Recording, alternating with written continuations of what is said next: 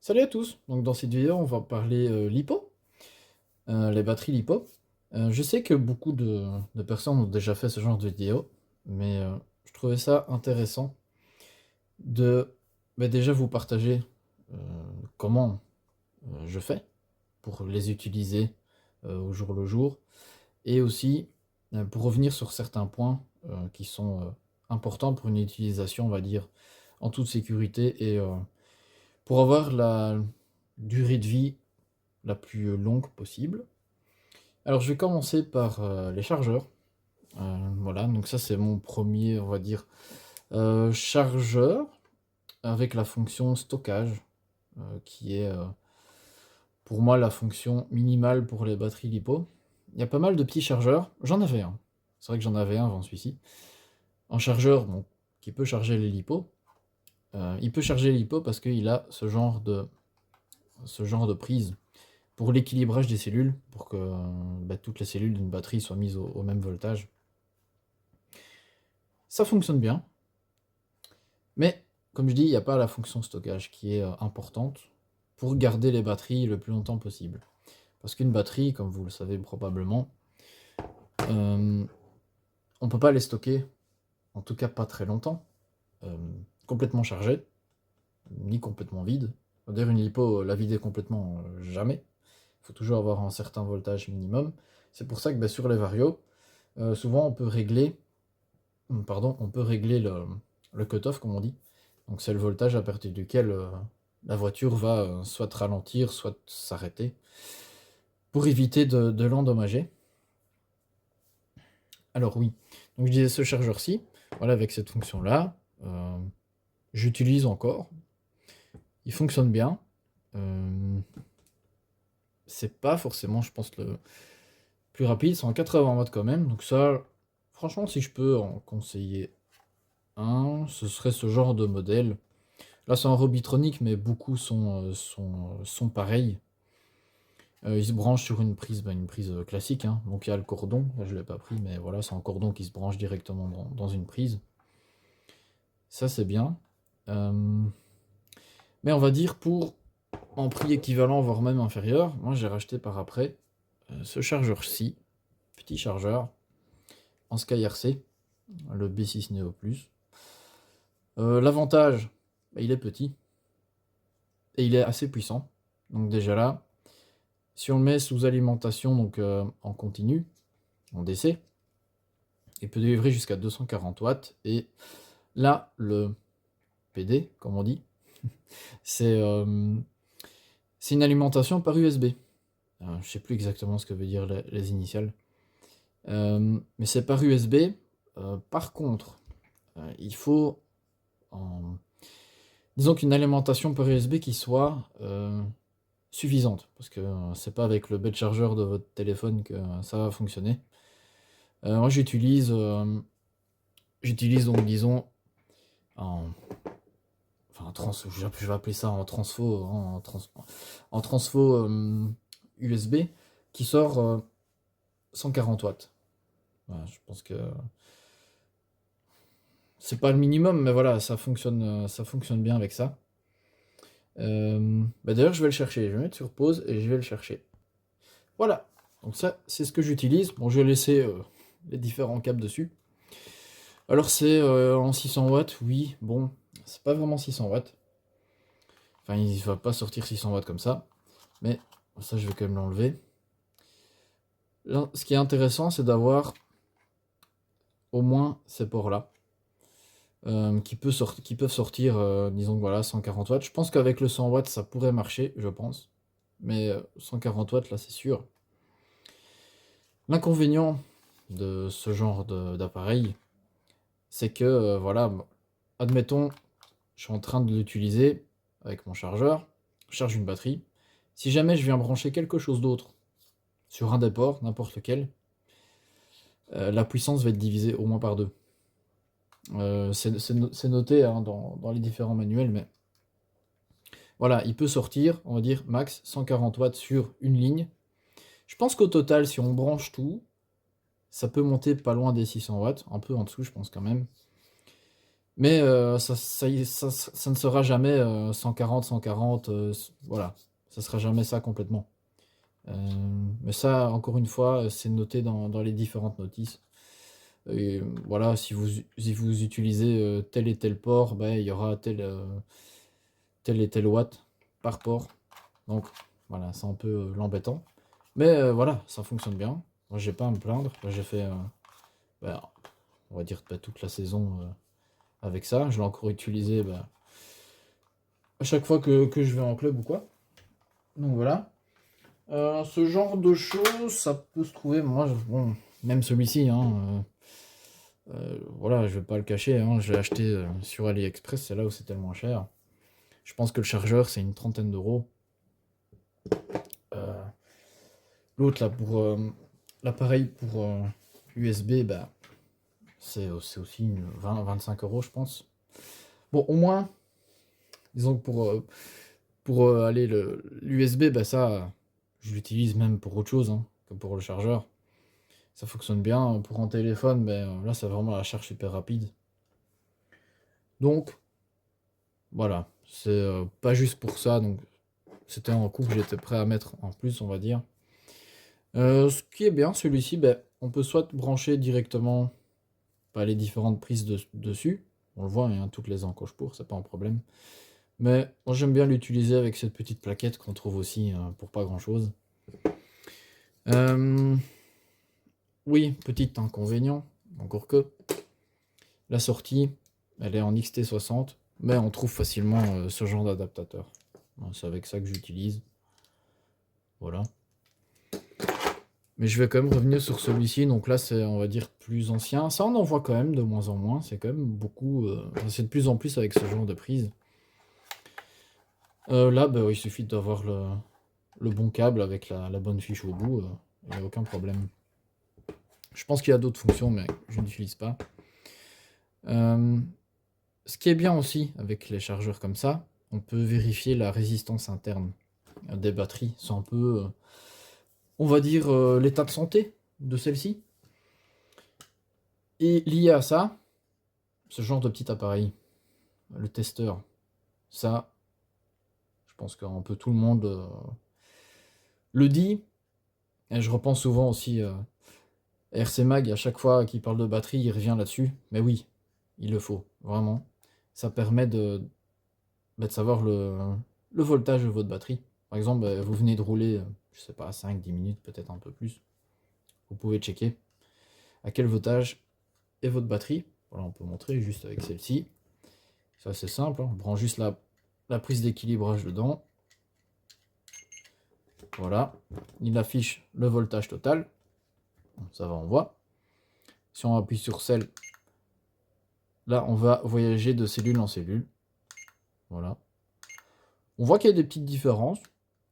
Voilà, cellule par cellule, mais ça reste tout à fait acceptable. Hein. C'est normal, même après équilibrage, c'est jamais tout pile exactement le bon. Mais voilà. Des petites différences comme ça, c'est OK. Et ils sont compatibles avec d'autres batteries, mais voilà. C'est comme ça qu'on l'utilise. Alors, où est-ce que j'en étais et où est-ce que je vais aller? Alors, oui, pour la fonction stockage, celle qui est importante, l'inconvénient de ces chargeurs-là, des petits chargeurs comme ça, c'est que si vous avez une batterie qui est chargée, ça va prendre un temps dingue pour la décharger. Pourquoi? Parce que pour la décharger, il passe en général par les fiches d'équilibrage qui, elles, ne savent pas sortir en gros courant.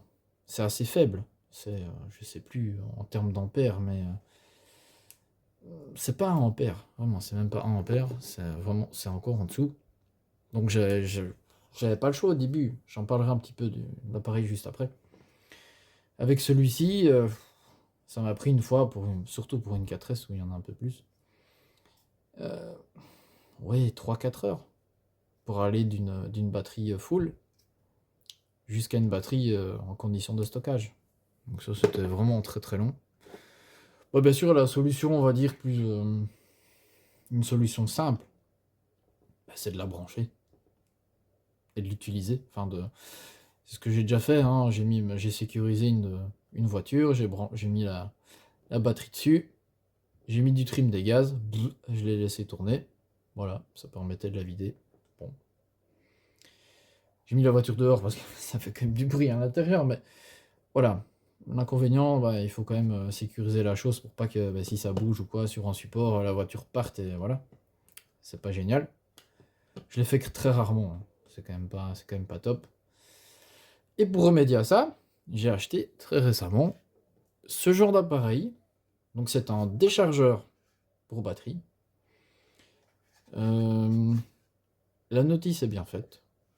Vraiment, c'est bien. Là, une batterie, elle se décharge, je sais pas, une dizaine de minutes, quelque chose comme ça. Suivant le réglage qu'on fait. Encore une fois, je me réfère à la notice euh, qui recommande, voilà, une batterie, je sais pas, une 4S, 3S ou 2S. Il faut la décharger entre tel et tel ampérage et jusqu'à minimum tel voltage. En gros, c'est comme ça que ça fonctionne. Je vais quand même en brancher une. Attention que là, c'est en XT60 aussi pour l'entrée. Donc là, je vais prendre comme ça, un peu au hasard, une XT60. Alors, ça se présente comme ça. Il faut l'allumer. Ça fait un petit peu de bruit. Voilà, moi je l'ai laissé sur 30 ampères parce qu'il conseillait pour les 2S. Je sais plus exactement, mais c'était entre 29, quelque chose et 30 ampères. Et là, c'est le voltage minimum. Et ça, ben, bien sûr, c'est suivant le nombre de S de votre batterie. Pour une 2S, par exemple, il notait que il fallait mettre minimum, je pense, 6 volts. Ouais, ça fait quand même descendre 3 volts par cellule. Je trouve pas ça génial. Ah bon. Moi, je le mets à 6,8 volts. Ça fait 3,4 par cellule. À savoir que c'est entre guillemets en dynamique, hein. Donc, il décharge. Dès qu'elle arrive à ce voltage, il s'arrête. Donc, dans les quelques secondes qui suivent, en général, elle remonte, comme je dis, pour une 2S, entre 7,1 et 7,2 volts. Ce qui me semble tout à fait correct. Ça, je l'ai fait un petit peu sur... ça, c'est les batteries que j'ai utilisées donc sur le Coralie, le SBX 425. J'ai quand même fait un cycle, au moins un cycle, de charge-décharge avec ce déchargeur, avant de les utiliser dans la voiture. Chose que je ne faisais pas avant. Je sais que certaines personnes aiment bien faire ce genre de cycle pour un peu roder leur batterie. Je l'ai jamais fait, sauf une fois ici. Sur celle-là, je pense que je l'ai fait sur celle-ci. Mais sur les autres, non. Je les ai utilisés comme ça, j'ai chargé et puis j'ai utilisé dans la voiture. Voilà, ça c'est un petit point. Parfois, je pense que certaines personnes n'ont pas tout à fait la même vision des choses. Pour le reste, alors oui, bien sûr, quand on charge une voiture, toujours avoir ce genre de... Enfin, pardon, une voiture, une batterie. Toujours avoir ce genre de housse. Encore une fois, hein, ça coûte 3 fois rien, mais ça peut aller de 3-4 euros jusqu'à une dizaine d'euros, ce genre de petite housse. C'est déjà, si on va en club ou en course, c'est obligatoire. Mais à la maison, c'est une sécurité. Parce que voilà, quand on charge la batterie, elle peut un petit peu chauffer. Et voilà, s'il y a un souci, ben, on va dire en cas extrême, mais qui arrive, hein, j'en ai déjà entendu, ça peut prendre feu. Exploser, pas vraiment. C'est plutôt vraiment prendre feu, on va dire. Donc ça protège, ça permet au moins que, allez, qu'on puisse l'écarter ou les sortir de la maison ou les taper dans le jardin, je sais pas, mais en tout cas éviter de foutre le feu à la maison, ça c'est sûr. Et oui, lié à ça, la batterie, jamais la charger quand vous n'êtes pas là. Ça c'est le minimum. Toujours être pas loin, ça c'est sûr. Lié un peu à ça, heureusement, jamais dû l'utiliser, mais depuis le départ, je me suis procuré ce genre de petite bille. Alors je me dis, si jamais C'est vraiment... J'ai un peu cette mentalité-là, mais si vous avez vu un peu les autres vidéos, j'ai un peu ce genre de réflexion, aussi bien pour ça ou pour des pièces de rechange pour les voitures.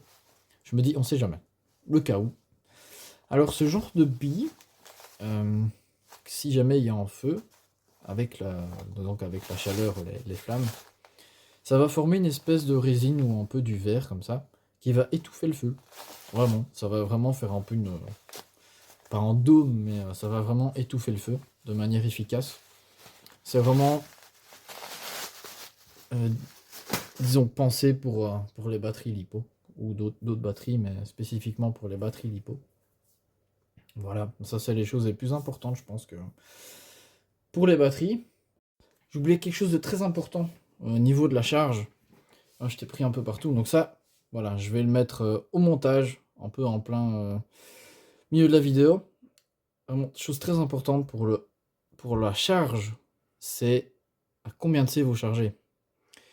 C'est-à-dire à quelle vitesse, entre guillemets, vous chargez votre batterie. Voilà, moi, oui, j'étais parti un peu plein d'explications. J'ai vraiment oublié ce point très important. Alors, quand je dis à combien de C vous chargez votre batterie, je vais prendre celle-ci. Eh bien, charger à 1 C, c'est l'équivalent de charger à 6,2 ampères. Voilà. C'est ça 1 C. Mais on pourrait charger plus haut. Ça, souvent, les batteries, je pense pas que c'est noté là, mais les batteries, parfois, c'est noté derrière. C'est, voilà, ici, par exemple, avec le zoom, c'est peut-être pas évident. Il est marqué, voilà, c'est ça. Si on veut charger rapidement, c'est à 2 C. Donc elle accepterait celle-ci de charger, on fait 5,4 x 2, donc ça serait à 10,8 ampères.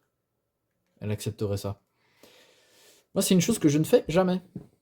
Je charge toujours un AC. Toujours. Alors là, oui, c'est encore un autre sujet de Discord. Enfin, Discord, pas vraiment, mais disons que de divergence entre les différentes personnes, c'est... certains, il serait plutôt à recommander de charger vraiment au plus de C possible. Voilà, pour vraiment, on va dire, chauffer la batterie, tout ça. Moi, je suis pas de cet avis-là, voilà. C'est pas ma manière de faire, en tout cas. Je me dis, je charge à 1 C. Et jusque maintenant, tout va bien. Alors, oui, ben là, vous avez un peu les différentes batteries que j'utilise. Comme je disais, voilà, pour une chose importante, c'est pas descendre trop bas en voltage euh, avec le cutoff sur votre vario. Ça, suivant les modèles, les réglages sont un peu différents. Alors ici, ça c'est un peu... Il y en a une, celle-ci. Je pense que c'est ça. Je l'ai vu juste avant de commencer la vidéo. Ça, il y a toujours eu une toute petite bosse, on va dire, à ce niveau-ci. Je sais pas si ça se voit un peu, mais c'est léger. Je pense que c'est vraiment juste la conception de la batterie. Mais ici, on voit une petite bosse plus proéminente ici. Donc je dis, est-ce que la batterie est gonflée?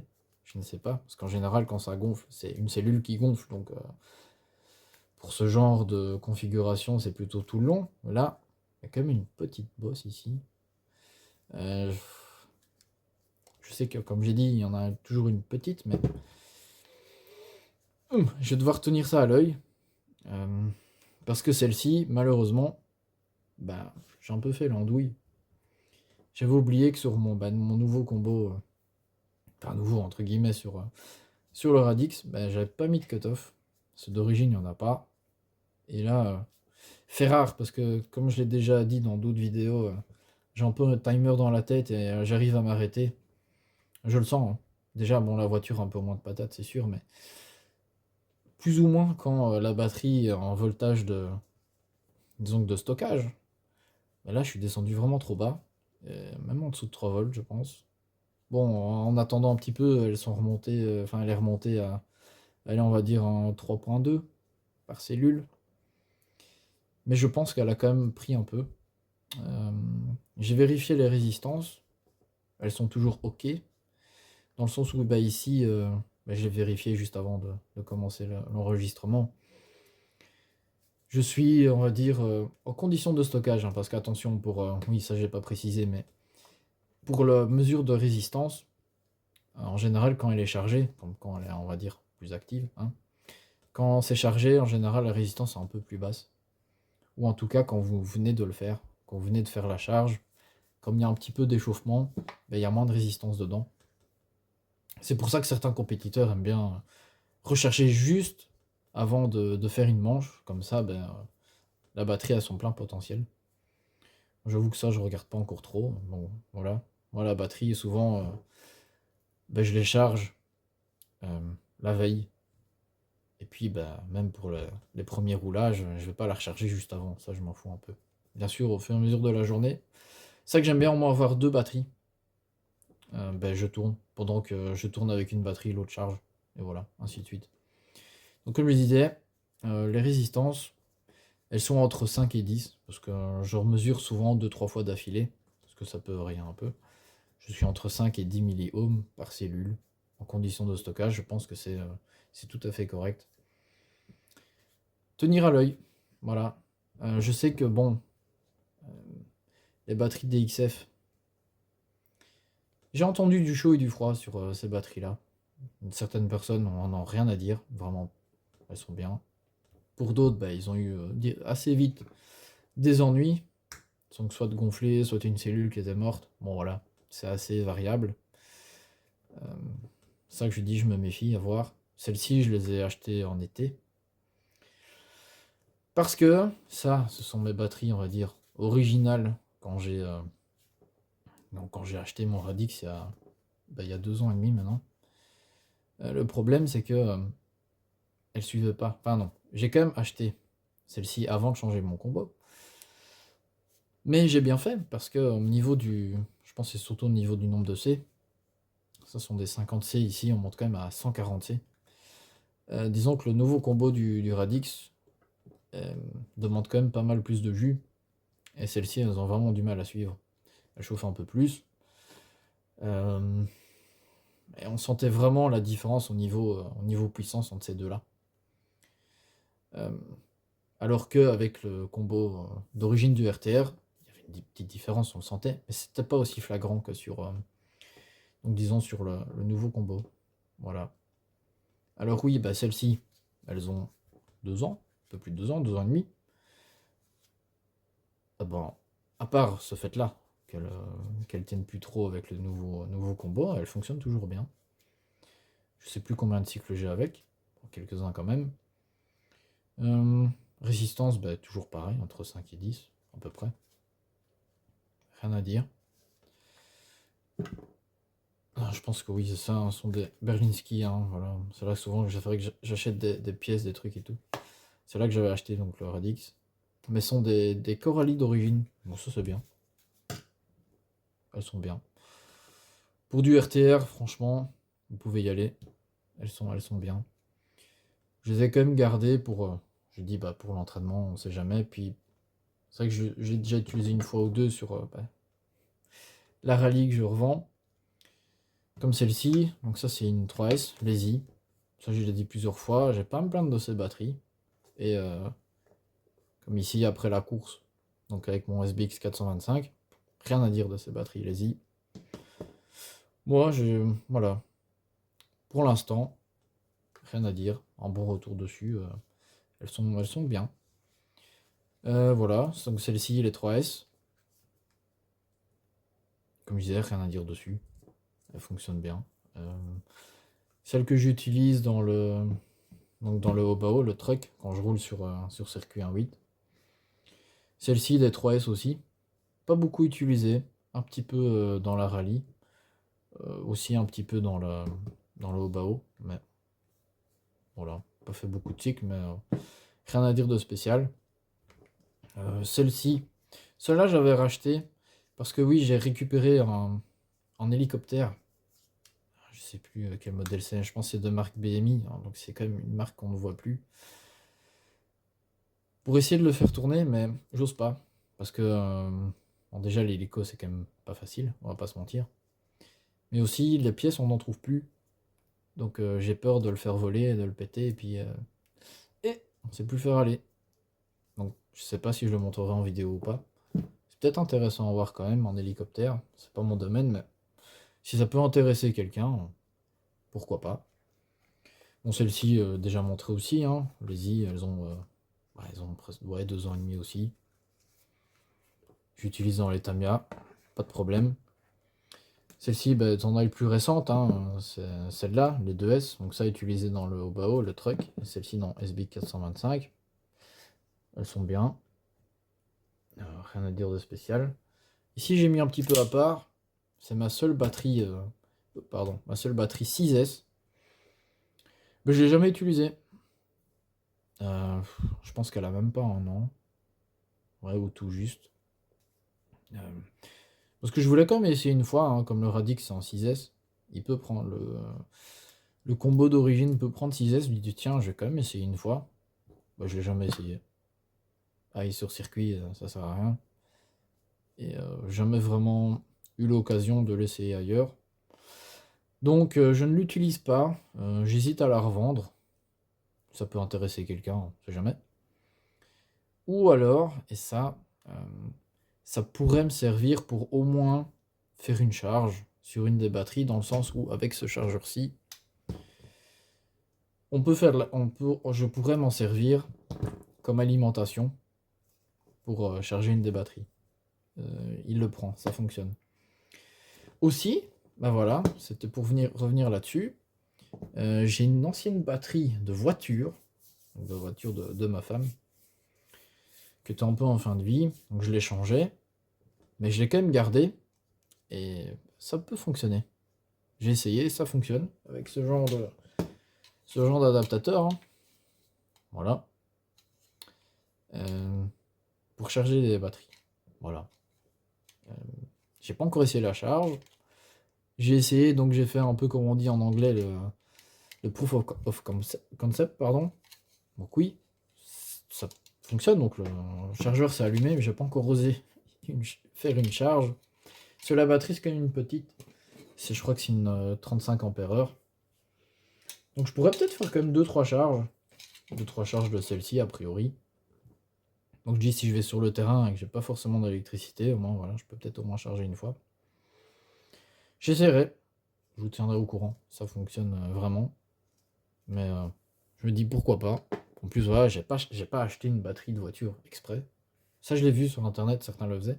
Mais voilà, une vieille batterie.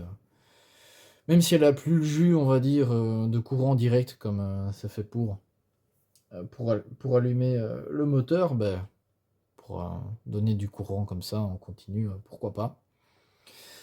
Pour finir, bah, j'ai aussi ces batteries-là. C'est pour aller dans les petits modèles. Bon, ça peut aller dans les Tamiya sans problème. Euh, aussi, bah, ça c'est la voiture que j'ai donnée à ma fille. C'est ça que je ne l'ai pas présenté non plus. Le petit MGX Hypergo, le 1/16e, le petit truck. Qui lui, sa batterie d'origine, c'est celle-ci, une 2S. Ça, par contre, la résistance sont assez élevées. Je suis dans les 20 et même un peu plus. 30 milliohms. Bah, ça a toujours été comme ça, mais bon, après, elle fonctionne. Ouais. Bon, la qualité, voilà. Je ne me prononcerai pas plus dessus. Mais on sait faire rentrer ce genre de batterie. J'ai aussi une WL Toys que j'ai pas montré, mais voilà, c'est une 1/10. Je suis chipoté dessus, mais on va dire plusieurs petits problèmes niveau transmis. Si jamais j'arrive à les régler, peut-être que je la montrerai, mais c'est pas une voiture que je recommande en tout cas. Et voilà, c'est un petit projet que j'ai sur le côté, mais voilà, sans plus. Et ça, dernière batterie. C'est batterie que j'utilise allez, dans ma radio. Ça, je sais plus si je l'avais montré peut-être. C'est que d'origine, la Radiolink RC4GS, il y a un rack pour mettre des piles, des AA. Mais ce rack là, on peut le retirer, et alors il y a une prise, on peut tout à fait mettre, ici, on la prise, cette prise-ci, dedans. Donc voilà, je la charge, et je tiens un week-end avec. J'ai fait donc, quand j'ai fait le championnat de Belgique là en TT1.8, bah, j'avais juste chargé le samedi, et sans problème jusqu'au dimanche. Voilà. Et bien sûr, à chaque fois, les batteries, si je ne les utilise pas dans la semaine, ou grand max 2 semaines, c'est vraiment le grand max, mais c'est surtout en général, si je les utilise pas dans la semaine, je les mets en mode stockage. Voilà, c'est comme ça que j'ai pu tenir quand même celle-ci 2 ans. Enfin, celle-là, plus de 2 ans. Jusque maintenant, je croise les doigts, pas eu trop de soucis.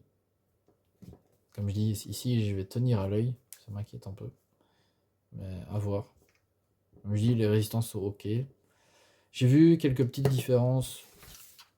Je peux le montrer vite fait. C'est que là, je vois déjà le temps de la vidéo, on n'est pas là de la demi-heure, ben, soit. Quelques petites différences, surtout les 2 dernières cellules. À 0,02 volts près, bon. C'est pas non plus catastrophique. Hein. À voir, parce que celle-ci, l'autre, hop, celle-ci, c'est vraiment nickel. Voltage un petit peu plus élevé, c'est 3,85 parce que ce sont des batteries HV, ça j'ai pas précisé, oui.